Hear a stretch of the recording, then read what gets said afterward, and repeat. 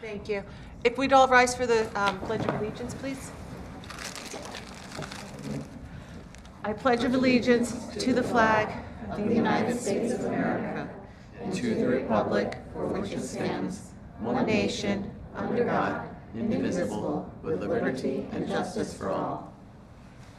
We have a moment of silence this evening for two members of the New Milford Public Schools community. Grade 12 student Noelia Camacho passed away this week following a courageous battle with cancer. And Carlton Ryder, a teacher of physical education in New Milford Public Schools for nearly 4 decades.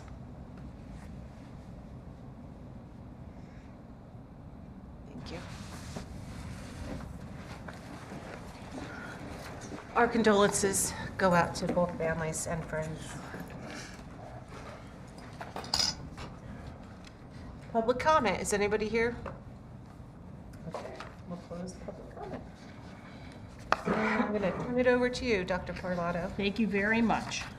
So one of our favorite things to do as a Board of Education is to honor students and recognize them. So October is traditionally the month for Scotticoke Middle School, and so that's why we have so many of our friends here this evening. And so usually when we recognize students, it's for the ideas that we live by, which are focus, heart, collaboration, and creativity. Part of what Scotticoke students are being honored for this evening is the idea of belonging. So part of what we believe is heart and how we operate with heart is to make all the rest of the students in the school feel like they belong. So all the students that we're recognizing this evening have demonstrated some of those characteristics of what belonging means in our school and in our school district. So I'll be joined up here by Scotticoke administrators. So we have Ms. DeMeyer, she's coming up, and Ms. Serrera, Ms. Powers, Ms. Hines, and Ms. Bergner.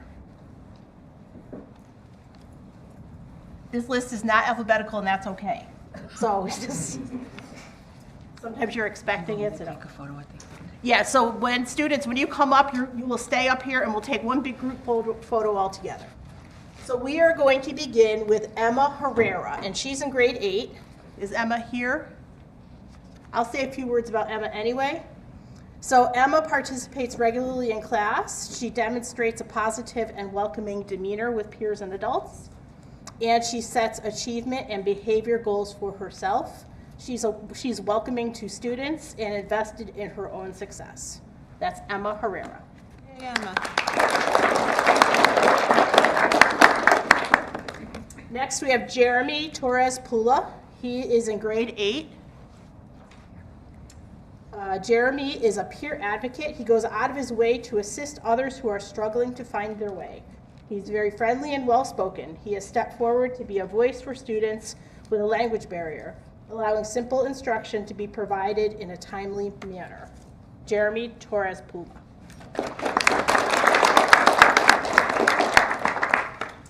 Next, we have Maggie McQueen. Maggie McQueen is in 8th grade. Here comes Maggie McQueen. In her team at Scotticoke, the teachers have observed every single characteristic of belonging through Maggie and how she inspires it in others. She helps other students academically and socially. She's a good model of participation, leadership, and behavior. Always, Maggie makes students feel welcome and included in all that she does. Maggie McQueen.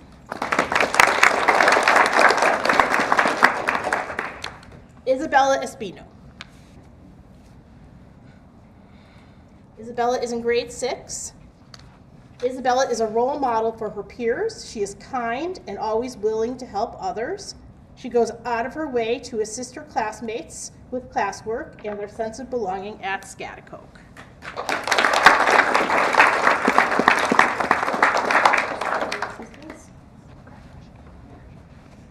Next, we have Ashley Bramhall, grade 6. Ashley consistently demonstrates kindness and empathy towards her peers, creating a positive and inclusive environment in the classroom. She has an upbeat personality and outgoing nature, and it makes her a joy to be around. Often she lifts the spirits of those around her. She contributes thoughtfully to class discussions. She provides insights to all, and she's willing to try new things. Ashley always wants to help and possesses the self-motivation to help without being asked. Her peers value her support. Ashley is well on her way to being an outstanding citizen.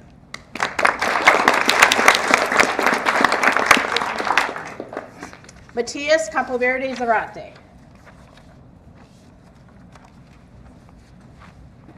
Matias is in grade 7.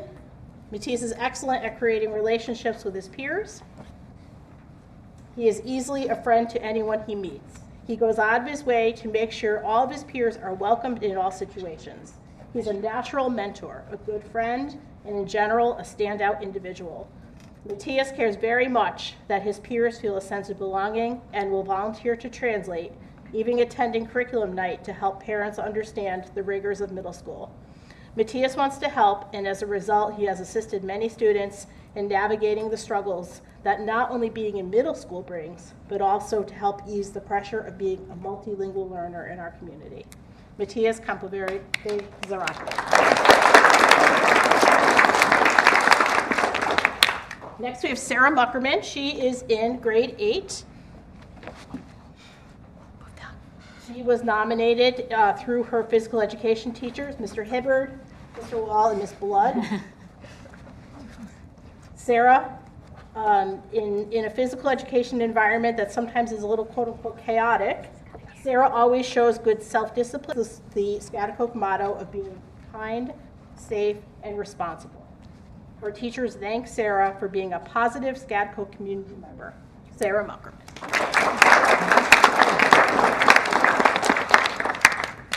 Next, we have Lucinda Chapman from grade 7. Lucinda is accepted, she is involved, she makes sure her peers feel heard and supported. She embodies the true meaning of belonging by making her peers feel included. She regularly participates in class, sharing her thoughts and encouraging others to do the same. She's active both within the school and in the wider community.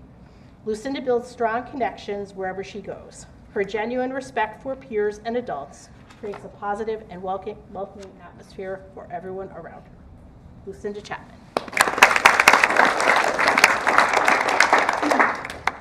Next, we have Avery Gray, grade 6. Avery is very welcoming, accepting, and friendly. Avery shows patience, effort, and unity. She participates both in and outside of classroom activities. She engages in opportunities to interact with a wide range of peers. She constantly greets adults in the hallway and interacts positively with all her peers in the classroom. She makes everyone feel welcome. Avery Gray. Next, we have Pamela Porowski. Pamela has been a member of Student Council for the past 2 years, and this year she's working hard in her classes while focusing on extracurriculars like rowing and being a member of the swim team. She has deep friendships and builds caring relationships with her classmates. She is someone other students trust for kindness and to help them through challenging material in the classroom. She's consistently friendly with everyone around her and makes her teachers proud with her excellent work ethic and attitude. Pamela Porowski.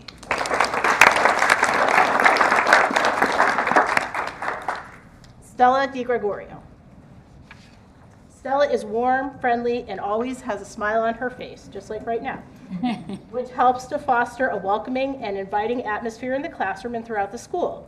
She shares freely about her love of musicals, which naturally encourages others around her to share about themselves. She fully engages in her classes through active listening, use of academic vocabulary, and frequent participation. Stella is always willing to lend a helping hand when she sees someone in need of assistance or support. Stella DiGregorio.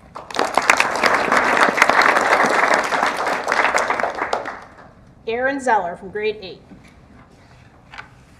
Erin demonstrates true presence in the classroom, approaching each and every assignment with diligence and a steady focus. She has an infectious sense of humor and exhibits unwavering kindness.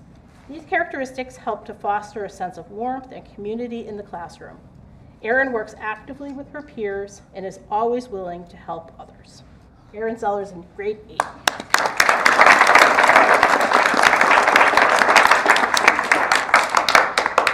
And now we have Jeremy Torres Pula came along. So Jeremy will come up. And I will summarize by saying, Jeremy, you are a peer advocate for others. And you make sure that your peers understand the instruction in the classroom so that they learn in a timely manner. Jeremy Torres Pula.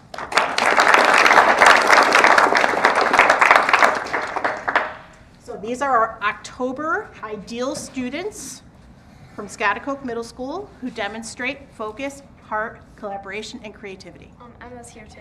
Emma came. Thank you. Emma Herrera, you came. Thank you, my friend, for yes. Come on up, Emma.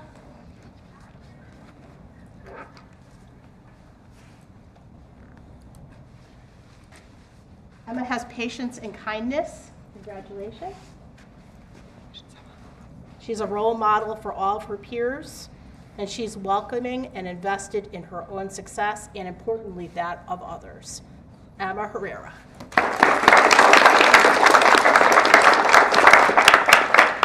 So here we are with wonderful students who show us what it means to be a wonderful human who creates belonging and heart in our schools and our classroom. So I think we're going to make 2 lines so we can take a picture. Because this is a big wide space. So let's see if you can figure out who's going to go in the front. Yes, I'm usually in the front too. I understand. Yeah. Some people can go in front. Everybody kind of Yes. coming together with the teachers and the students.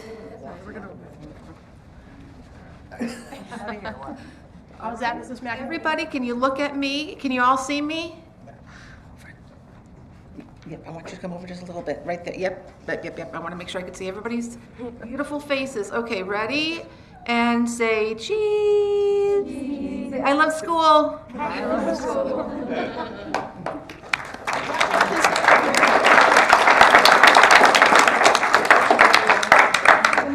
Hey, man, see you. Good job. All right. Thank you. Great job. Great job. So happy. Congratulations. Congratulations. Keep up the good work. So families, while we invite you to stay, you can also leave at this time.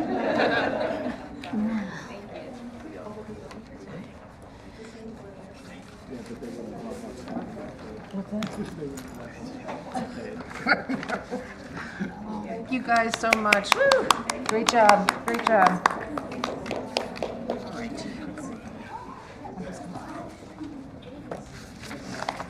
Don't worry, you got a minute because you got the PTO report. I don't. Denise here. I don't think so.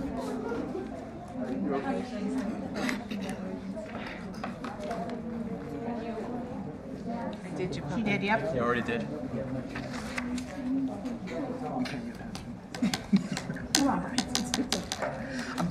I don't think there's anybody here for PTO comments, so I'm just going to blow right past it. Dina's here. Hang on a minute.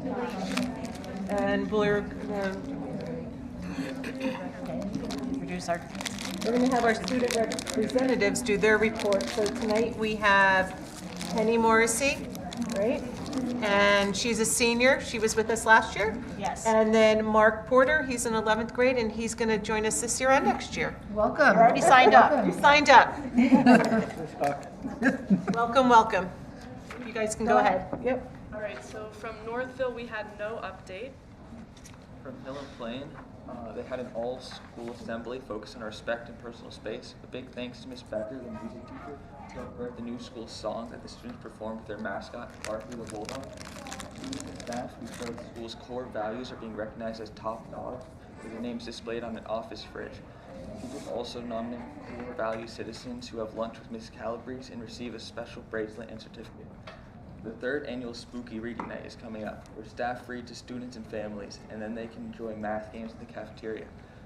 The school garden had a great first season, mainly growing tomatoes and pumpkins. If any community member is interested and willing to volunteer, the garden committee plans to clean up the space this Thursday and Friday, 23rd and 25th, from 3:45 to 5:15 p.m.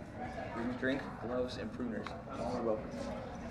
Plain wants to thank the Litchfield Hills transitional staff and students for weighing and transporting plastic the school community collected. It was over 1,000 pounds of plastic in 12 months, and now they've been awarded a Trex bench. The school began another collection to earn a second bench. And every Sunday, Principal Calabrese and her dog Ollie share an online read aloud and weekly update to bring the school community together. Then from SMIS, we had no update. And then from Schaghticoke, the Center for Empowerment and Education came and presented to the 6th and 7th graders on healthy friendships.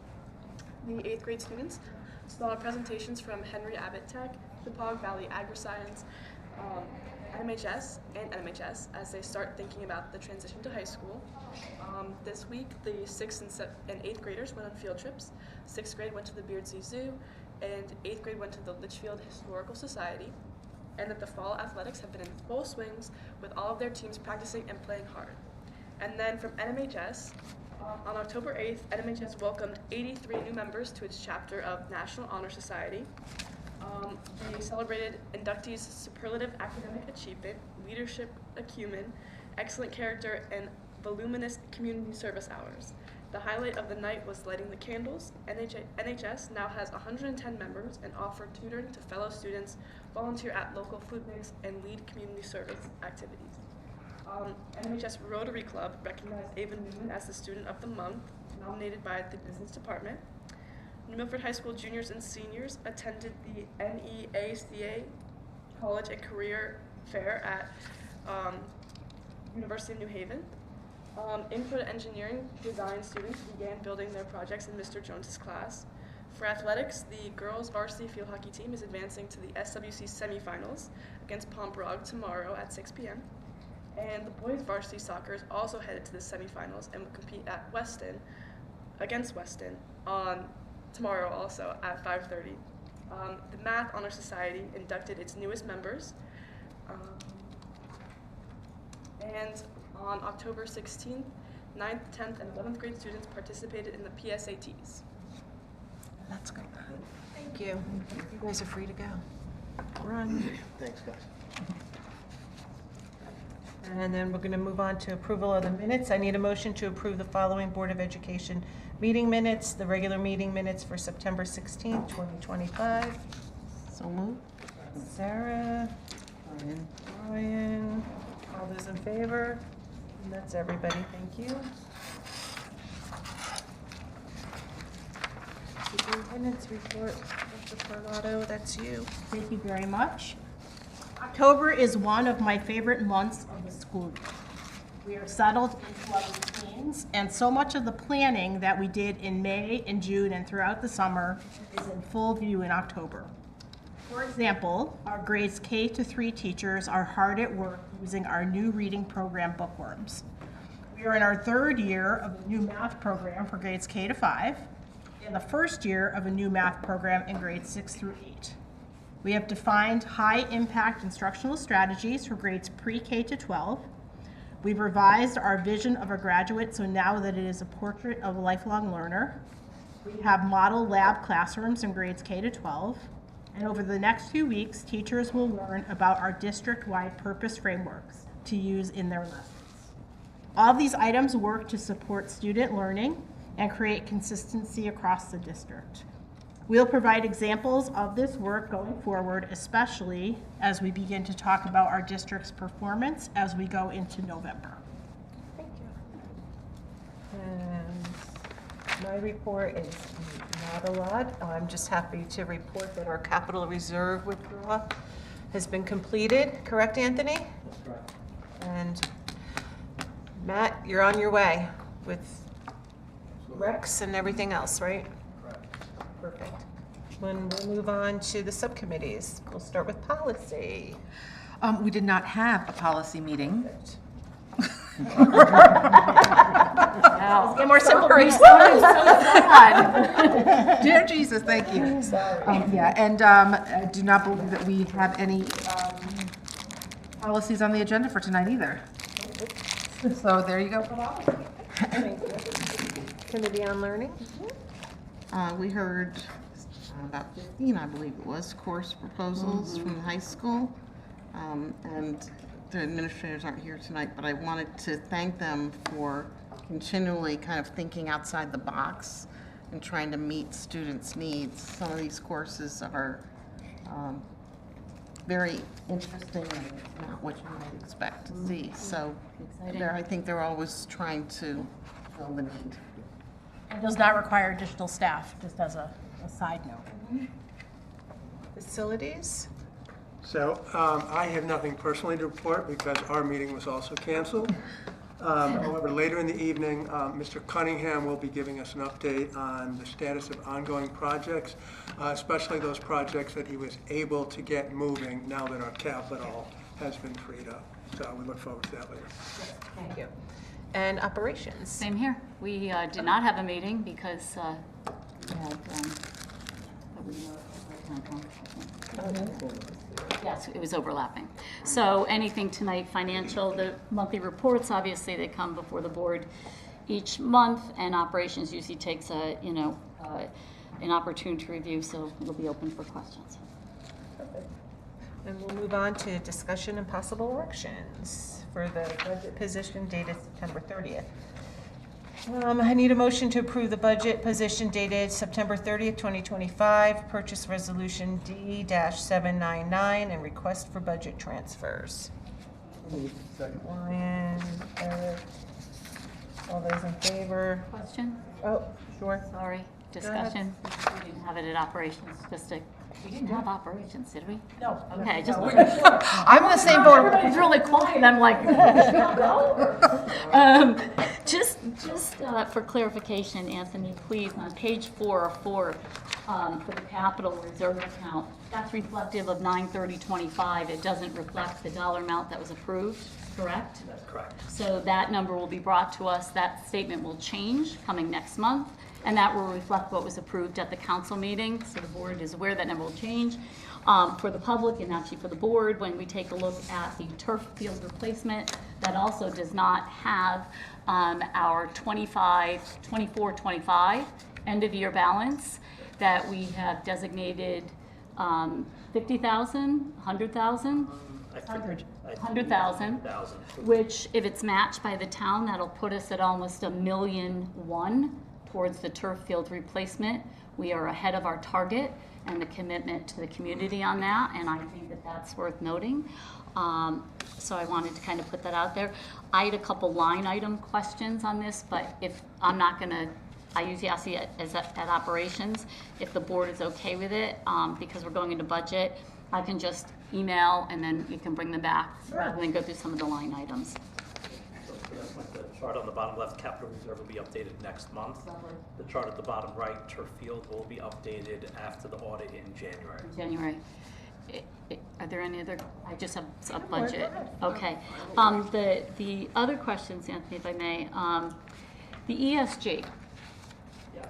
The ESG payment, we don't see our revenue line adjusted because it really doesn't come into our revenue account. Is that correct? It's the line item that we use in our budget towards electricity, and then it's a little confusing. Yep, so there's some savings that would be attributed to electricity and some to oil savings, and that amount will fall to the bottom line.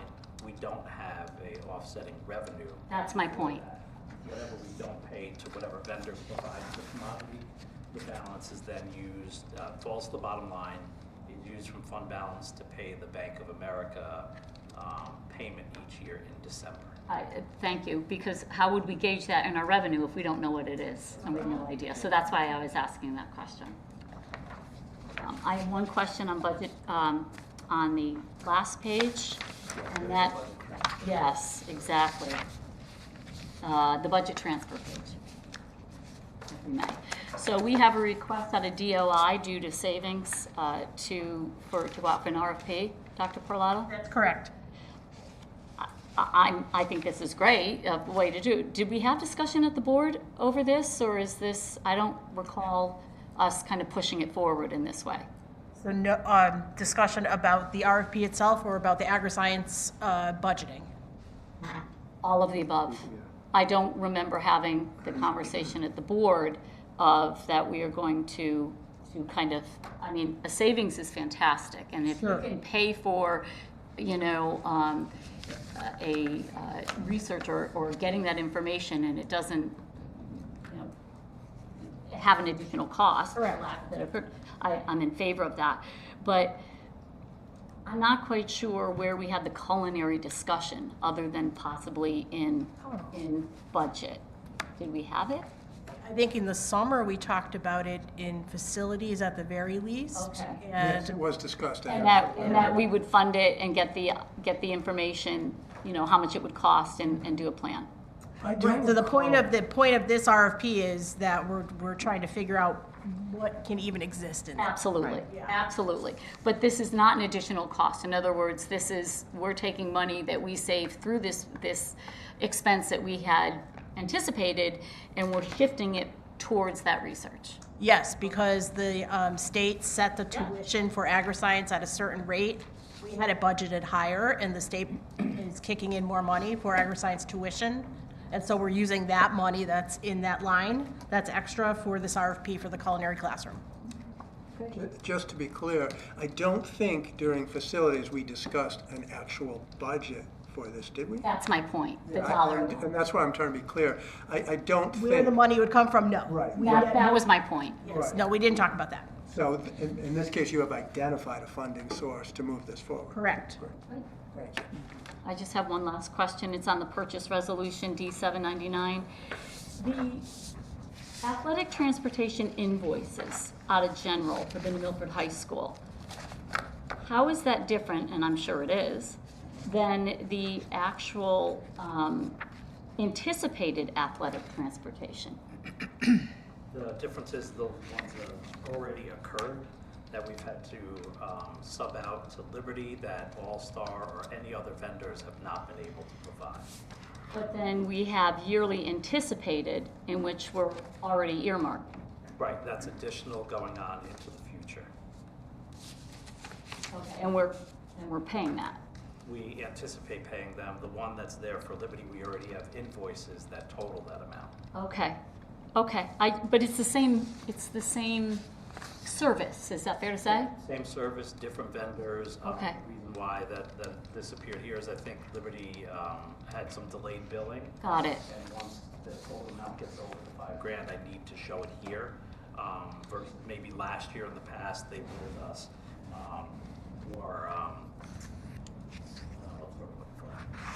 more frequently, Right. and then the bill did not reach that amount threshold to appear on this report this year's. Now, do we expect, this is a different line item, but the student transportation, we've already, we've pretty much identified that.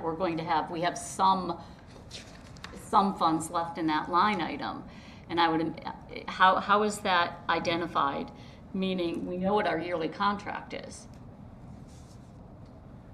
Which line item? 5,110. That's on page 2. It is. 4. So how does that work? Because we have the contract. We know what the dollar amount is with the contract. Correct, and that's been fully encumbered. So the remainder, which is not encumbered there, for transportation for trips and athletic transportation that All-Star might be able to provide, which we don't have. That's my question. You see how I wove those together. You have the athletic transfer. So we might be able to have something in that line item possibly. At the end of the That's what I mean. Yes, potentially. Okay. I'm just asking going into budget, that's all.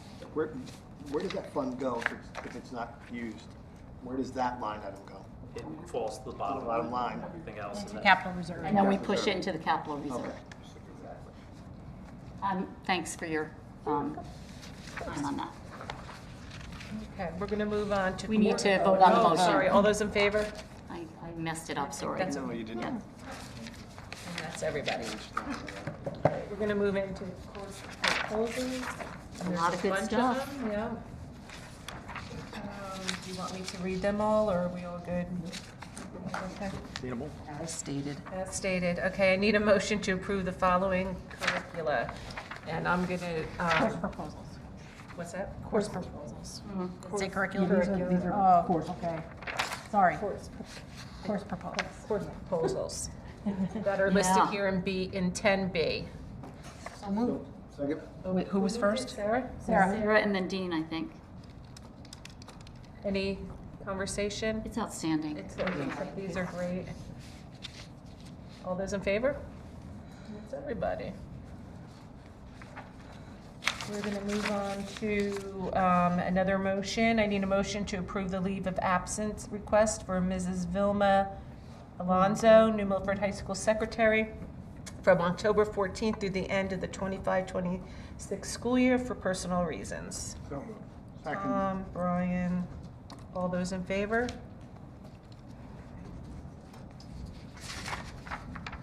Items of information. We can start with registration and residency updates. Was there? Oh, sorry. No. Forgive me if I missed it, but was there a piece of paper about this? Because I About what? The registration and No, residency. there was no memo. Okay. Verbal. It's verbal. It's funny, I asked the same question. What's Same exact question. Like, We're on the same page. what's the? We're on the Okay. same page. So what's the update? So that's why I have a little paragraph in my notebook. So we included in the 25-26 budget, as you know, a new secretarial position. And part of that person's responsibilities were to manage our new central registration process. So central registration is important to a school district because then we are allowed to have a standardized process for registering for school so that we have exactly consistent practice no matter who comes in to register. That also helps to make sure that our information in Power School is accurately put into the system because our Power School talks directly to the state reporting system. So the more consistent that information is, the better. And when you have somebody who's dedicated in part to doing that job, that just it makes your data that much more clean. This position also determines if someone's address needs to be changed in the system. And one way that we find that out sometimes is that we don't do as many mailings as we used to do back in the day, but we still do some hard copy mailings. And sometimes if those come back and it says, you know, that there wasn't a forwarding address, then this secretary does a little bit of research and contacts the family. And 9 times out of 10, they say, oh, I forgot to tell you guys, we moved to X. And then they have to reestablish residency in their new location. So that's another piece of this job. And this person also completes the first steps of any residency investigation. So they don't do the investigation itself. We have other ways to do that, but they start doing the initial pieces of the investigation and finding out information that we might need, including looking at property transfers in the newspaper and online. So that's some of the ways that they gather information. This year also, all incoming 6th grade families had to resubmit proof of residency. So even if you've been in New Milford Public Schools since kindergarten, any kid who was in grade 5 going into Scottscoke in grade 6 had to reprove it, and they had to send in all their documentation to us to prove their residency again. And we will expand that this summer, so it'll probably be incoming 6th graders and incoming 9th graders who have to prove residency again. What was the question? What are those documents required for proof of residency? What type of documents? Oh, so it has to be either a mortgage, the proof that you're paying a mortgage with the address on it, has to be a utility bill that shows the address on it. It has to be Both or one? both. Oh, okay. You have to show some sort of Like a other kind rental of bill. agreement? Or a rental agreement if you don't have a mortgage. But it has to be some sort of bill you're paying, but it has to demonstrate that address that you live at. Okay, I've got 2 questions. Well, let me make sure I finished. Okay. Yes, I did. Okay, I possibly have 3, but I definitely have 2. So the 6th grade that we're checking on them, but I thought we were going to do that in 3rd grade too, every time that they go to a new school. So the secretary didn't start until August, so we could only do 1 grade this year until that person started. Now that that person's fully on board, we'll be able to expand the work. Okay, Because we essentially can't do what that this happened is year? that would you do it in the middle of the year? You could if you really wanted to. I mean, why not? We could, potentially, sure. Okay. I forgot where I was going with the second question. My other question is, who is checking, and is this person going to be checking the bus stop in front of the high school where the Danbury city bus brings these kids? I know that there's a couple of reasons that kids may get off of it, and I know that there are a couple, and that's understandable, but I would like to know, if we're gonna have an administrator out there and taking names of the kids getting off the buses and check them. Yeah, that's certainly not something that we would require a secretary to do. That's, beyond the scope of that position, but that's an administrator's job. Okay. Can we make a note to follow up to get? Already done, yep. Okay, all right, and then I know I have another one on the subject, but I can't remember what it is. Go ahead, Sarah. I was just wondering how that was received by the families going into sixth grade. Not a peep, Did you get? not a peep. Negative, not a single negative word. But did you get? That's great. Compliance? Yes. Were they not allowed to, how was that handled to make sure, because sometimes people just don't. We tell them that we wouldn't release their schedule. No, that works. That'll do it. That always works. All right. Anybody else? Yeah, it worked like a charm. I was shocked, actually. We set up a Google form. They were able to take pictures of their documents and upload them, so it was, yeah. I actually worked, because we didn't have the secretary in place, my secretary and I actually checked them. So that was part of, That's great. that was one of my summer projects. So I am concerned that when you get return to sender mail, I mean, that's brilliant to use that. I mean, I'm sure it helped a lot. What are we doing in place of that now? I mean, So we still do send home mailings for sure, and that's one way. And the other ways that you check it are, you look at the property transfers, you make sixth graders turn it in. When anybody registers, now we have central registration, she's very strict on the exact documents that they have to have. because I can imagine that's a huge tool. So I was gonna say, I'm sorry, if somebody can prove that they're a student in ninth grade, we don't check 10th, 11th, 12th grade? No. So somebody that could move away and, live outside of our district and be coming to our school? Potentially, yes, unless we send snail mail to their home and it comes back to us, yeah. Yeah, I mean, it would be more than a one-person job to check the residency every single year of every single kid. I don't want to even tell you how many hours it took my secretary and myself to do sixth grade alone. And we spent hours on it, and it's fine, that's the work, but to do 3,500 kids would be a giant task. I wonder if we could use AI now, send out a form, have them come back and have AI, I don't, somehow. Where to get their schedule? To upload your utility bills, get your schedule. So, yeah. Somehow, like, It's still staffing to check everything, though, that's the thing. it's a lot of kids. It's a thin central office to begin with. How many mailings would you say go out each year? Because that is really the best way. I mean, I know that people will have their things forwarded, but after a while, you cannot have it I forwarded. couldn't even, That's right. I couldn't even venture to So- guess, so like, per- yeah. So as long as there's like 3 or 4 hits of a mailing, it's gonna catch it. It may not catch it within the first 6 months, because I think forwarding. Oh, yeah, cuts yeah, off, yeah. right? But then it will eventually catch up, and so that is a catch-all. That's gonna catch. Yeah, back in the old days, it was more fail-safe because we sent home so much material. Now, not so much. No, I mean, we barely use the postage line anymore for student mailings. You just don't. Because with Parent Square, we have email, we have. Wonder if we could do postcards every couple of months. I mean, I don't even know how much a Be forwardable. postcard costs now, I mean. Leslie, can I ask a follow-up? I'm Stamps. answer this, Dr. Parlato, I apologize.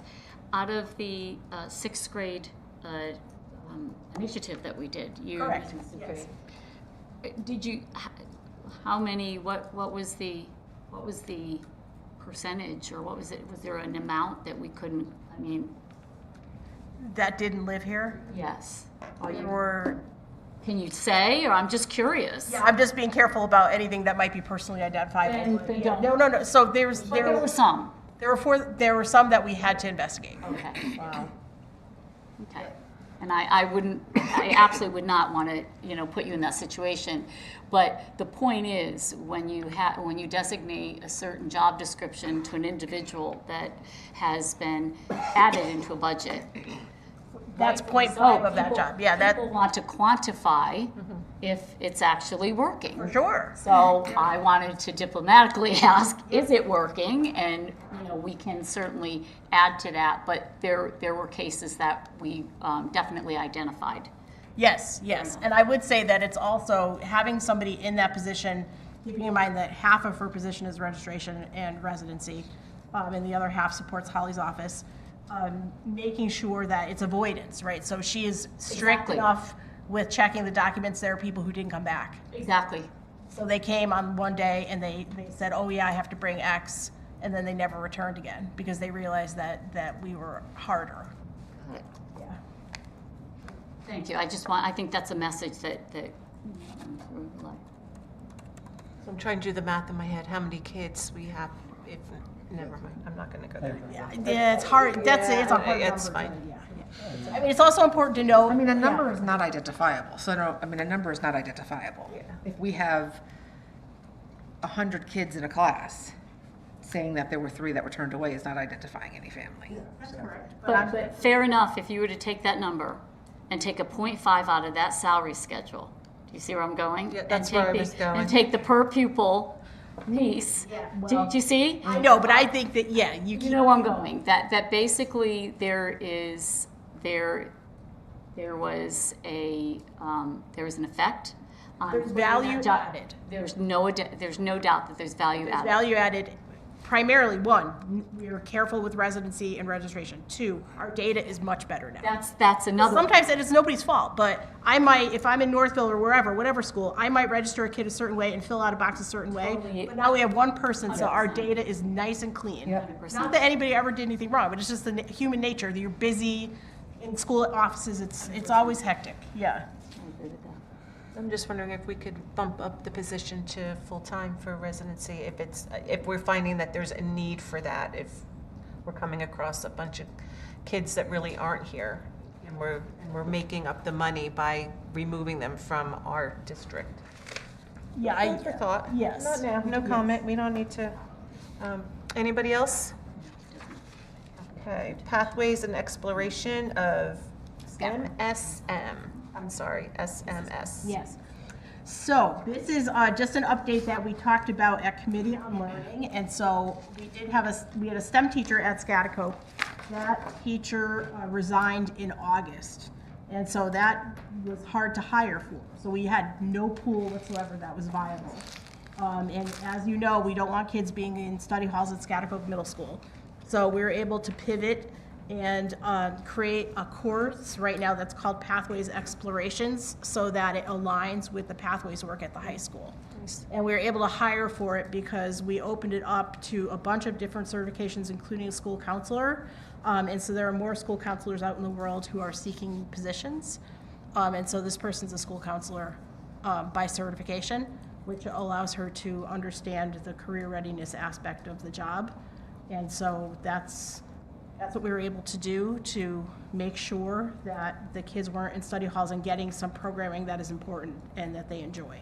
So that was posted as a 1-year position. So of course we'll try to recruit for STEM.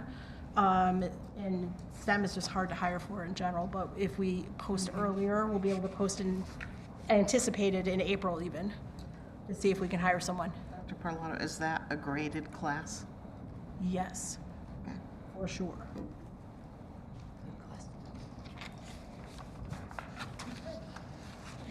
Good. We can move on to facilities updates. Facilities updates. So we have a lot of projects going on at varying scale and size. I'll just focus on the RFPs we put out recently here that are capital projects. So we have the central office spaces. We posted that RFP. That money is encumbered in this capital cycle. That's for the development of office spaces in Center of as we know. We also have a classroom RFP that's been posted. That's for architectural engineering, just to sort of exploratory to see what the cost will be associated with those functions in regards to establishing a culinary program in the high school. We have the Northville hydrants that's been posted. That's for upgrading the exterior fire protection there. So the system there used a fire pond here since 1981, and they've reached out to us, the town and the fire marshal, asking if we could look into what it would take to improve the hydrants outside there and have them pressurizing coming off of the aquarium main line coming up the street. And then we have going out soon the new Milford High School tennis courts, and that's for the removal and replacement of all 6 tennis courts at New Milford High School. Just a quick question on the tennis courts. Are we going to, I know we're doing this on our own without the town, correct? Currently, yes. Currently. Are we going to lock these tennis courts from the public? That's not my call. Sorry, I won't look into that hard then.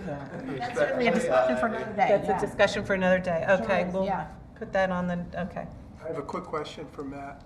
Getting back to the culinary school, can you refresh my memory? Did we identify a location, or do you identify a potential location at the high school for that, or is that also part of the We've identified areas that we think are more conducive than the building for us, yes, and so we would be using that as a starting point with any firm that were to be hired.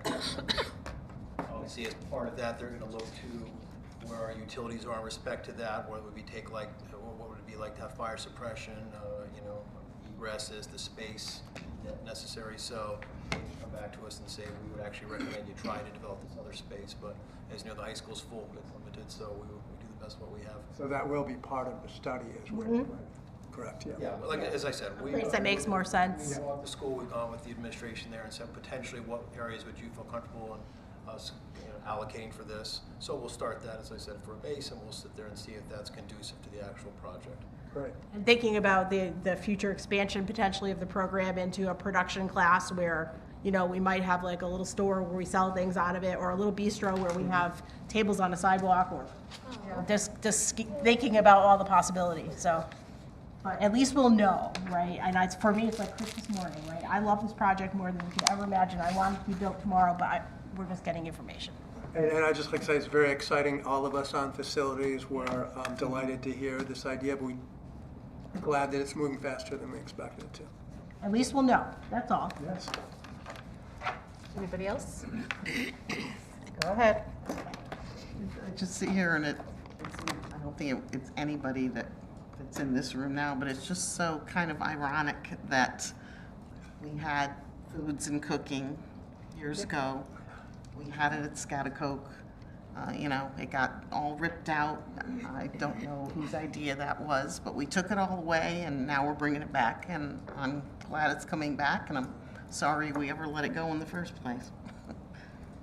You've been in education long enough to know it goes in cycles. Yeah. Okay, we'll move on to the employment report. It's bonkers to me when I see names of kids that I see working for us now that were like 8 years old when I met them. Sarah, that must be daily for you. You see these things, right? I have a question. Yes, indeed, yes. Some of our employees are born now in 2002. Oh, God. Yes, they are. Yes, they are, Look at yes. that.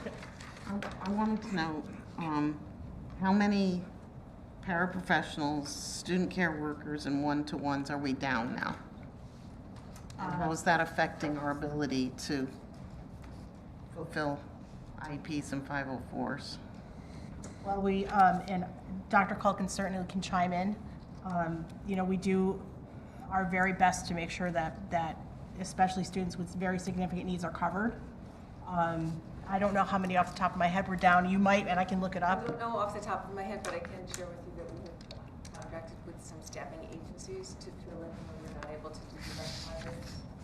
In recent, I'd say probably the last 2 weeks, we've had a small influx of applicants for direct hire. For a couple of weeks, we've not had interest whatsoever. So we're starting to see interest for direct hire, which of course is preferred. We don't have a number as to how many we're short. I'm looking right now. System. But if we can't get it tonight, maybe we can have it sent to the board, I could send it. so we can have the actual number. 1, 2, 3. You also still have the listing of openings? Do you share that with the board, the listing of openings? I don't, but I could. That was one of my next questions, was what do we still have open? What do we still have open in the whole district? Certified positions. Tech ed teacher at the high school. Social studies at the high school. Special ed at Sarah Noble. Long-term subs in kindergarten, grade 4, and PE. After-school credit recovery is certified. 1-year science position. Special ed at the high school. School psychologist split. Scatticoke in high school. That STEM teacher, we're keeping it posted even though we have the career readiness. And then adult ed. So, the language teacher position that opened up. Oh, Spanish, yes. When we made an administrator, we haven't filled that? That person, yes, we have, but the person is starting a little later, yes. Okay, so it's not on this report. That's why I was wondering why it wasn't on this report. On the certified staff appointments? On the employment report, you mean? Yeah. He's not starting until November, so it'll be on the November report. Okay, even though the person's been hired, okay. Yep. There's somebody resigning. I'm so sorry to see this on here because we have major problems filling this position, but Dr. Murto, who was our woodworking teacher, recently retired to move to a new district. That has been an especially difficult position to fill. Yeah, tech ed for sure is your area for sure. So do you have any idea what they're going to be doing with this course is obviously underway? Both courses I think that he teaches. What are we going to do for those kids? Are they going to be put into study halls and not complete the semester? No, we figured out a way for them to get a half credit by the time, so I held, if someone leaves after August 1st, I can hold them for 30 days. So I hold people for 30 days, and so it gives us enough time so that we're able to grant the half credit through the projects that they're doing. And so my understanding is that Dr. Murdo will stay for the first marking through the end of the first marking period. But then we'll correct. have the other part of the semester There are that. there's projects that can be done that don't require as much danger, so to speak, that can be done with a sub. Okay, so then we will not be utilizing that phenomenal space that we spent so much money So to. I don't know. I don't. renovate. So we certainly post positions and do our due diligence, right, to make sure we try to hire people. But if they don't exist, then Yeah, and that's going to be one that we're really going to have to look at, because once again, tech ed, all these things go by the wayside because we can't find people to fill the positions because they can make more money out in the world doing these kinds of trades. So, I mean, I'm just really worried about this because, and it's no one's fault here, but we need to be focused on providing opportunities for kids to get through school doing things with their hands, doing things that require building and that sort of stuff. And we don't have a lot of that tangible stuff happening anymore. So I'm not sure what we in the long run look to replace these type of courses with to accommodate kids that do want to go into the trades. Follow up on that. So are we posting this position or where are we with that? already posted. Yeah. That's my point. So if we have someone leaving, I don't hear that the intention isn't to not continue. Of course, right. It is to continue. Project. It's that It's in the curriculum. it's that the goal is to replace this position with another individual. Certified and technical keep education. the program going. So But my whole concern is that if we cannot find that person, which realistically, these types of teachers are very difficult to find, what is going to be the future of this area? Question, what are the, besides being a woodworker, what are their specific qualifications? Because you're saying it's hard to fill. Because there are plenty of people that are in their 50s that don't want to swing a hammer anymore, and they're like tired, they can't be in the field, that would be more than qualified, technically to handle it. I believe they have to be teacher certified. I think they have to be, this can't be a non-certified position. Correct. That's, You have to have a teacher of record. That's what the legislation that calls becomes it. the problem. Otherwise. That is essentially the problem, is that it's the certification. it's needing that certification where they could have gone off and made so much more. I mean, it was the same thing with automotive, I was right? just going to say, certification is a whole different conversation. It can be a challenge, in many. I hear you, Tammy. I think that, especially when we're hearing about, culinary research and all of that, and I understand your concern. I think we post it and see what happens and then know that where we go with this, because we have invested into that space. It's a beautiful space, and we want to make sure that it's used appropriately. Absolutely. Could we have a long-term substitute in there with somebody who's a woodworker? Yes, kind of. But you still have to have a certified teacher Right. to oversee the work. And they have to be Certified teacher in- could be it could be a recent or college graduate with a teacher's degree for their first year. It has to be the right certification. It does. And that's the, Although I'm going to call about that because I know that the legislation changed 2 years ago or 3 that said that somebody who doesn't have certification can work up to 20 hours a week However, there has to be a certified teacher attached to the course. So whether or not that has to be a technology education teacher, maybe not, I'll call and But find. that's a nice backup plan, you know, now that it's posted. Yeah, I'd hope that, I mean, I don't want it to sound like we're not doing anything about this, because I don't think. No, and that was not my, No. and that was not at Out of the all box. my reason for bringing it up. It's just that I just see another shortage area that, I think that was a wonderful idea. I think finding someone that's technically capable of doing it is not going to be the heavy lift. Having someone. It's a certification. it's the certification piece. Would be a great stop. And every year, the state publishes a list of what the shortage areas are. And technology education is always on. Always. Always. Science and math, and Spanish. Yep. I just have a question on this employment report quickly. I'm sorry, it's financial, I'm just curious.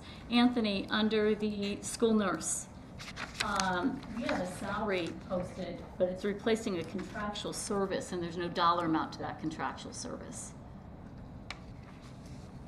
Or am I misreading that? In other words, the position that, the salary amount, how does that reflect what we've been paying currently if it's a contractual service? Is it beneficial to us financially, or are we taking a hit? Well, this particular example, we want to follow up tomorrow. Yeah, we can give, I mean, I can predict that it's gonna be far less. Yes. That we're paying, yeah. That is exactly my point. But there's been lots of in and outs with nursing staffing, directly hired. That's my point. by Public schools or contracted out. And this is not just a phenomenon this year, this existed last It's, year. and it's, we find that through contracted services, period. Uh-huh. You know, across the board. So that's why I wanted to ask it, that I don't need the exact dollar amount, but I didn't want to assume that it would be a benefit to us cost-wise, but you're telling me that it is. Fair enough, that's what I thought. Thank you. That's a silly question, but I just wanted to know. Enrollment report. So you have your October 1st, that's the gold standard, as we know. And so if you look at the chart in the bottom left-hand side, that has some good information in it, in a nice summary. And so let's just take pre-K to 2, for example. And so what this shows is, and I'm the third, 1, 2, 3, 4, the fourth column. So for 25, 26, it says PROJ. So projected, because as you know, we have that enrollment projection study that right now is about 5 or 6 years old. They projected us to be at 758 pre-K to 2 students. What actually we have on October 1st is 762. So you can see that the projection is still pretty good because it was only off by 4. Right. The last column that shows year over year. So between October 2024 and October 2025, it's down 36. Keeping in mind that the kindergarten legislation It's a big driver on that. is the one that makes it lower. Yeah, Sarah Noble, another example, right? So projected was 741, actually 764. So it was 23 kids off. Again, that's not like a huge deal that it's off by 23 kids. But year over year, there were 7 students over. So the upshot of all of this is that the projections that we have are pretty good still, even though they're getting older. And you can see that from the projection, we're 11 students over. But year over year, we're down 83. Just to note that some of that has to do with the kindergarten. It does, The it has to no do with, exception yeah. as of September 1st, you have to be 5 years old. 5 years old, yeah. Kindergarten. And does the high school number also include those students who go off to either the ag or the tech ed? Henry Abbott or Chabog? Why we're down some? No? That does not. That does not, Nope. okay. Can I have a quick follow-up on that? I know that we had discussed doing a possible enrollment study. For sure.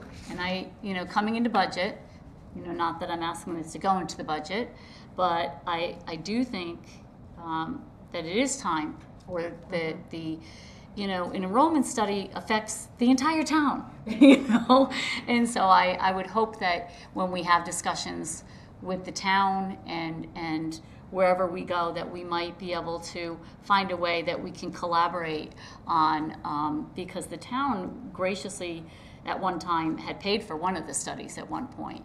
And so, and the board did as well, one time as well. But I do think that it's time that we put the conversation out there of possibly doing an enrollment study, because it's going to take time to get the data back. The legislation is not in effect for kindergarten. We have some, building going on in town, and I think it would be prudent to get ahead of that information. So yes, as you know, last year we posted the RFP. Yeah. We weren't necessarily too fond of what we got back. We only had three firms participate. It shows at that time, especially because there was not a funding source identified, and to not award that RFP, and we notified the 3 vendors who had submitted. We just sat on it. Correct. What is the? I'm bringing it back up again. What is the average cost of? Anthony can tell, it's I don't remember. It was a wide range too. It was. Shockingly. It was all over the place. Give me one. I just think You don't have your hands on that, but I think I remember that it was like, that was another factor that we were kind of like, wait a second, we gotta like, wait a minute, because these are just. Didn't have a funding source, and we decided, at least, with all over the place, that we would maybe pick the conversation up coming into this year. But I agree with you, moving forward with all, like, the development, the new, some of these new buildings may make other schools that are already kind of top heavy even more so, and so I think an enrollment study might be something we want to invest in with the town. So we posted an RFP, and it closed on May 28th of 2025. This was brought to the full board on June 12th. We took no action. We took no action, correct. We had 3 vendors. I won't mention the names. The pricing range was $19,250 for one, $65,000 for another, and Insanity. See, it's funny. In my head, I thought 15,000 was the lowest, so I didn't want to, okay. Basically 19,000, 65,000, or 140. Anthony, are any of those companies? Mine in for 30? Nope. Ah, so we can't even, okay. pretty good. But we did send them the request when we posted. We always usually send it to whatever vendor is providing the services, or the incumbent vendor who provided them in the past. But they were not, SLR vendor. Yeah. They did not submit. For that. Just, like I said, I think that moving forward, we might want to pick up that conversation another time. Yes, indeed. Okay, we're good? Moving on to October fundraising report. Yes, you can see the high school has some there. But I can tell you, And field trip. out and about, if people are out in the world still, Very good. very exciting. We're going to move on to discussion and possible action regarding ratification of successor collective bargaining agreement between the New Milford Board of Education and New Milford School Administrators Association. Executive session anticipated. I hereby move that the board enter into executive session for the purpose of review and consideration of the proposed successor collective bargaining agreement between the New Milford Board of Education and the New Milford School Administrators Association, and the board further invites into executive session Superintendent Dr. Parlato and Anthony Giovanni, Director of Fiscal Services and Operations. Whoa, who moved it? Sorry. Well, you moved it. Oh, I moved it, okay. Second. Who seconded it? I know. You want it? Sure. We all have to move. Yep. All those in favor? Okay.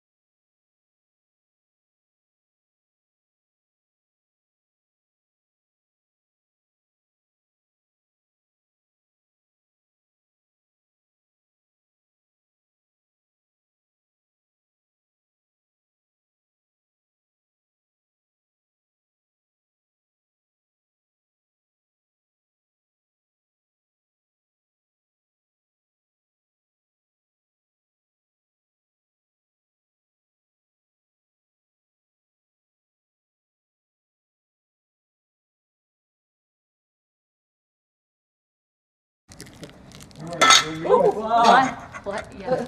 Yes, I was on a Zoom.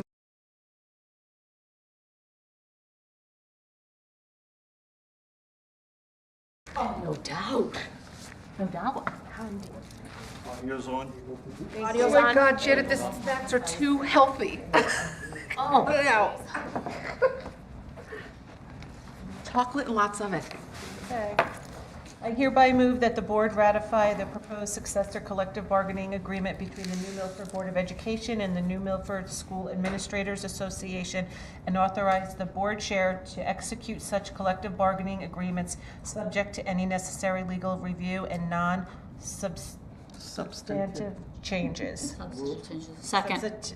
Who motioned? Did you move it, I Leslie? moved it. I'll second it. All those in favor? That's everybody. That was Leslie and Wendy again? Yep. Okay. All right, and Lauren, we have us back in executive session at 7:51. Yep. Now we're going to do another motion. Yep. I hereby move that the board enter into executive session for the purpose of review and consideration of the proposed successor collective bargaining agreement between the New Milford Board of Education and the New Milford Board of Education Nurses, Local 1303-154 of Council 4 AFSCME,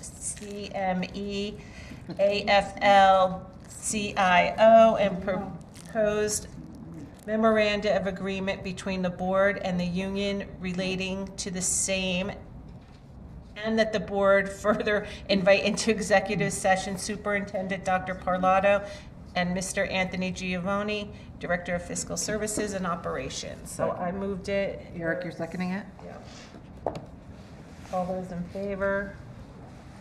Everybody hustle in there at, what time is it? 7:52.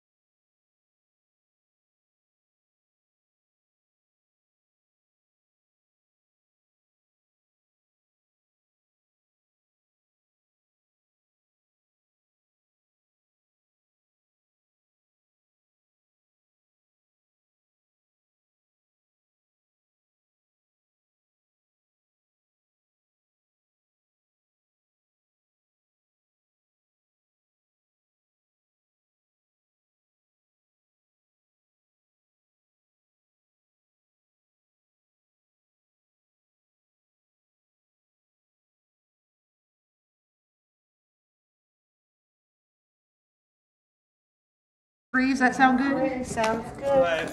803, thank you. 803. I hereby move that the board ratify the proposed successor collective bargaining agreement between the New Milford Board of Education and the New Milford Board of Education Nurses Local 1303-154 of Council 4 AFSCME AFL-CIO, and authorize the board chair to execute such collective bargaining agreement subject to any necessary legal review and non-substantive changes. I'll defer. Dean, was that you? All those in favor? Thank you. Motion to adjourn? So moved. Sorry. Second? Oh. I was. Did you make the motion? You got to, Oh, wait. No, we have to do the memorandum. what are we talking about? I have another motion. Oh, I'm so sorry. Where? On the last page, it says, I hereby move that the board approve the proposed memorandum of agreement between the New Milford Board of Education and the New Milford Board of Education Nurses Local 1303-154 of Council 4 AFSCME AFL-CIO, and authorize the board chair to execute such memorandum of understanding subject to any necessary legal review and non-substantive changes. So Leslie, you moved it? I moved it. Second. Who's second? Tom? All those in favor? Now Wendy. Now Motion Wendy. to adjourn. I apologize. Wendy and Eric. All those in favor? Good night, everybody. 804, Lauren? 804. Thank you guys so much. The duly authorized.